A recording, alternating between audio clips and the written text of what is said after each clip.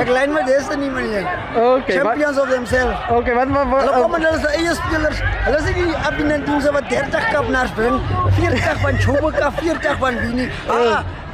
Charles Local by die Robert Groep. Ja, ons is hier van by die stadium by Danny Keys.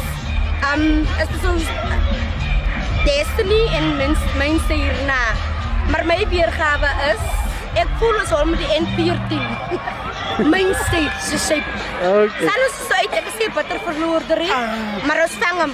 Okay. Mense gaan hom vang of Destiny maak die saakie. As my mense die is Destiny se mense, dankie. Maar ek vang hulle soos droan. Maar ek voel eintlik as hoor met die N14. Ja, Okay, dankie. Ons gaan Noordkap af en Mainstay gaan wen. Okay. Okay. Says bro, Mason United is the best speler. Twee Nedbank Cups gevat met Mason United. Twee Easter tournaments, Waterjee, Mason United.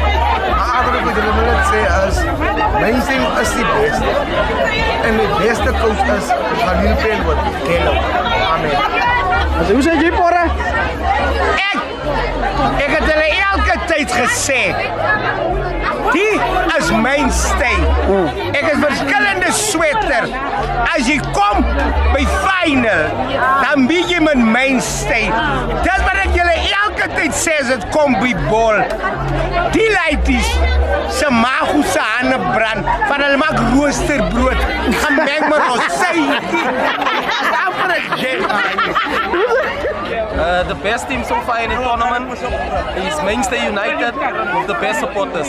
Thank you, and I think Mainstay is going to win the tournament. Dames en heren, baie goeie sokker, Destinies van Koppelin Groep aan die ultimate winner wees.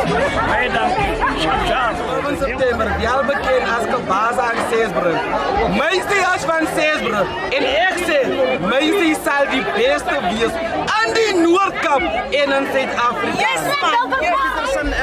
Ek dink heidaglik is Destiny gaan die tournament vat. Heidaglik. Regtig waar. Hulle speel die beste voetbal vir my en Ek is Nathan. Kom in. Ek gaan voor Destiny 2, Mainstay 1. Das is Destiny 2 Mainstay. Dink Destiny is die beste sokker wat speel vir die tournament en hulle gaan wen. Okay. Definitely. Destiny van Roma wen 2-0.